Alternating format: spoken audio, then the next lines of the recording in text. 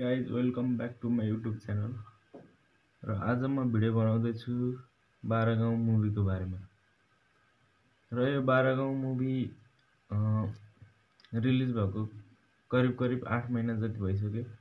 तैपनि मैले हिजो भर्खर रिवाच गरेको थिएँ। र रिवाच गर्दाखेरि सुरुमा हेरेको र अहिलेको हेरेकोमा के फरकपना ल्याएछ यो म तपाईलाई सेयर गर्न गइरहेको छु। सो मैले भर्खर रिलिज हुँदाखेरि हेर्न जाँदाखेरि एकदमै राम्रो लागेको थियो। तर राम्रो त राम्रो थियो, सबै कुरामा राम्रो चाहिँ म भन्दिनँ, किनकि यसको म्युजिकबाट कुरा गर्नुपर्दा एकदम बवाल थियो।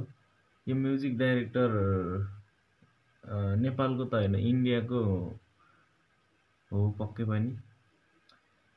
अनि एक्सनको कुरा गर्नुपर्दा एक्सन पनि एकदम बवाल छ, विराज भट्ट र समीर भट्टको।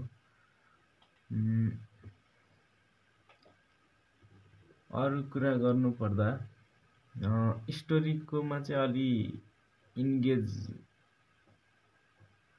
अलि म रिलेट गर्न सकिनँ हैन। अब एकदम बवालै थियो। मैले पहिला हेरेको र अहिले हेरेकोमा पनि केही फरक त आएन, त्यही हेरेर मजा नै आएछ। सो डाइरेक्सनको कुरा गर्नुपर्दा विराज भट्टको डाइरेक्सन एकदम बवाल छ। उहाँले डाइरेक्ट गर्नुभएको मुभी मैले साङ्लो पनि सायद उहाँले डाइरेक्ट गर्नुभएको हो। साङ्लो पनि ठिकै एभरेज फिल्म थियो, वान टाइम वाचेबल मुभी।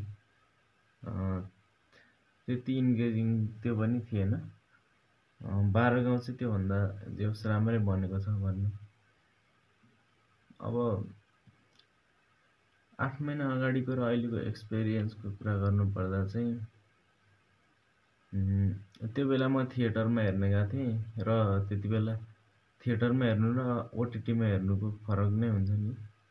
त्यसैले थिएटरमा चाहिँ एकदम मजा आएको थियो र त्यही कुरालाई म अहिले पनि डिकोड गरेर नयाँ तरिकाले कसरी हेर्न सकिन्छ भनेर मैले ट्राई गरेको थिएँ।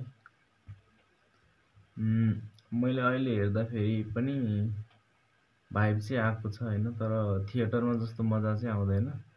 जे होस् इन्गेजिङै छ मुभी भनौँ।